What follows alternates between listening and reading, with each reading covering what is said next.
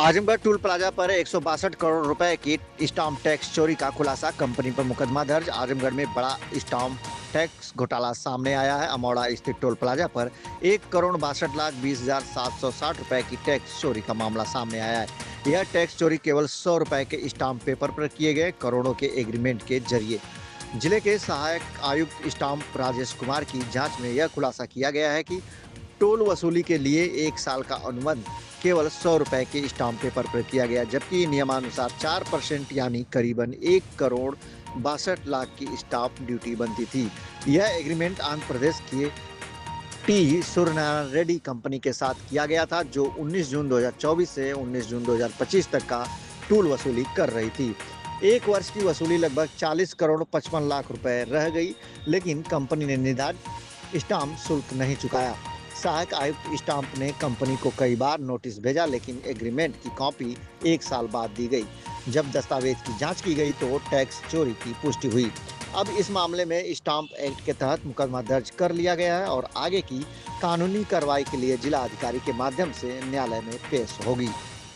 Sir, Azamgarh में जो toll plaza है उसके स्टाम्प चोरी का मामला सामने आया है। सर, ये क्या है पूरा, ये कब से ये पूरी जांच चल रही थी, कैसे सामने आया ये सारी चीज़ें?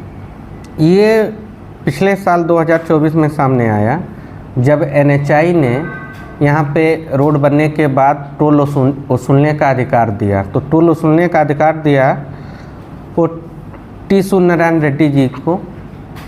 पक्ष में एक अनुबंध पत्र निष्पादित हुआ, जो 19 जून 2024 से रात 8 बजे से 19 जून 2025 रात 7 बजे कर 59 मिनट 59 सेकंड तक का अधिकार दिया अनुबंध विलेख द्वारा।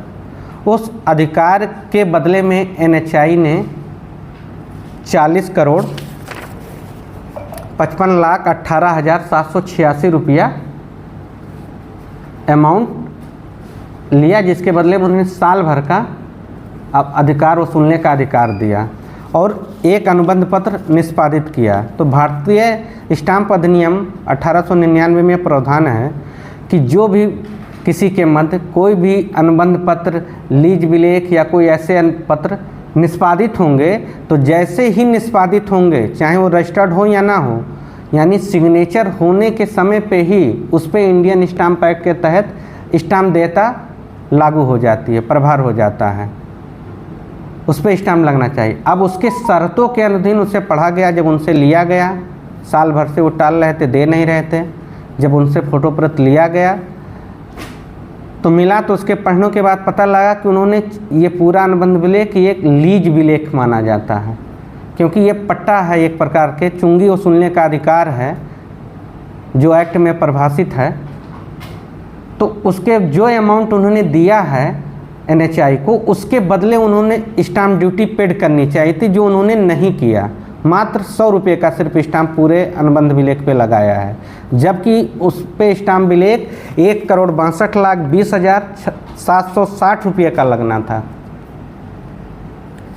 तो इसीलिए वो जब अनुबंध मिला तो उसको नोटिस दिया गया और उनका मुकदमा परीक्षण करते हुए मुकदमा दर्ज किया गया है। सर, इस पूरे मामले में सर अब आगे की कार्रवाई किस तरीके से की जाएगी? अब ये डिस्ट्रिक्ट मजिस्ट्रेट द्वारा महीने के अंत में इसको डिवाइड किया जाएगा, इस केस को, कि किस कोर्ट में सुनवाई दिया होगी। वो 3 कोर्टें हैं स्टाम्प की, कलेक्टर की 3 कोर्टें हैं, जैसे एक स्वयं DM साहब डिस्ट्रिक्ट मजिस्ट्रेट की कलेक्टर स्टाम्प होता है, दूसरा सहायक आयुक्त स्टाम्प, तीसरा ADM FR कोर्ट। 3 कोर्टों में सुनवाई होती है। तो DM साहब ये महीने के पहले वीक में बांट के कि किस कोर्ट में सुनवाई होगी वो डिस्ट्रीब्यूट हो जाएगा। तो उस कोर्ट द्वारा फिर नोटिस इशू किया जाएगा पक्षकार को अपना पक्ष रखने के लिए। वो उपस्थित होंगे, अपना पक्ष रखेंगे और तदनुसार उसका निर्णय होगा। सर, ये सवाल ये है कि जब लगातार आप लोगों द्वारा 2024 से इस चीज़ का प्रयास किया जा रहा था, लगभग 1 साल होने जा रहा है, तो ये डिनाई क्यों किया जा रहा था? टोल प्लाजा के ऑफिसर्स और जो उनके अधिकारी हैं, क्यों डिनाई किया जा रहा था, क्यों नहीं दिया जा रहा था? अब इसकी मंशा तो हमें क्या, लेकिन मंशा ही लगता है कि इसी स्टाम्प चोरी के नाते, कि स्टाम्प अपॉइंशन जो किया गया है इसके नाते वो नहीं, क्योंकि हर बार जब जाया जाता था AIG या संबंधित सब रजिस्ट्रार जिसके क्षेत्राधिकार में स्थित है भेजा जाता था, तो उनके द्वारा कि अभी यहाँ एक कागज़ नहीं है, हेडक्वार्टर है, वहाँ से लाना पड़ेगा, मंगाना पड़ेगा, हफ्ता भर बाद, महीने भर बाद, अभी है नहीं, यहाँ रखा नहीं गया, इसी तरह से।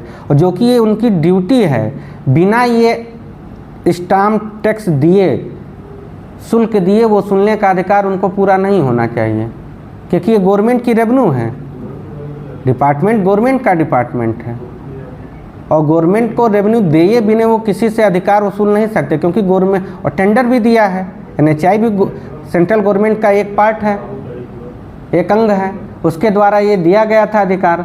तो इनको ड्यूटी थी कि ये अदा करके तब अपना वसूलने का अधिकार चालू करना था।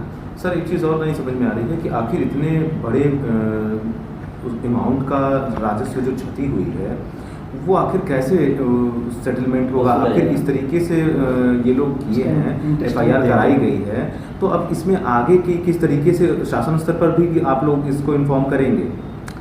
FIR नहीं होती, ये स्टाम्प केस दर्ज है। FIR माने पुलिस FIR, लेकिन ये स्टाम्प केस है, स्टाम्प केस का मुकदमा दर्ज होता है। और ये रही शासन के बाद, तो शासन के संज्ञान में ला दिया गया है, डिपार्टमेंटल संज्ञान में उच्चाधिकारी, और उच्चाधिकारी के निर्देश पे ही कार्रवाई की गई है, डिपार्टमेंटल निर्देश के ही क्रम में कार्रवाई की गई है।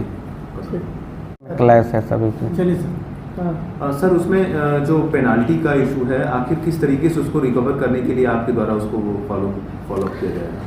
पेनाल्टी जब से ये एग्जीक्यूट हुआ, जिस दिनांक से, जिस महीने से, उसी महीने से इसमें पेनाल्टी भी पर महीने एक्ट में ही, इंडियन स्टाम्प एक्ट में ये प्रावधान है कि पर महीने जो स्टाम्प कमी पाई गई है, मुकदमा जब डिसाइड होगा तब पर महीने 1.5% इंटरेस्ट लगेगा और 4 गुने तक पेनल्टी लगाने का प्रावधान है। क्यों? क्योंकि उन्होंने जानबूझकर नहीं दिया है।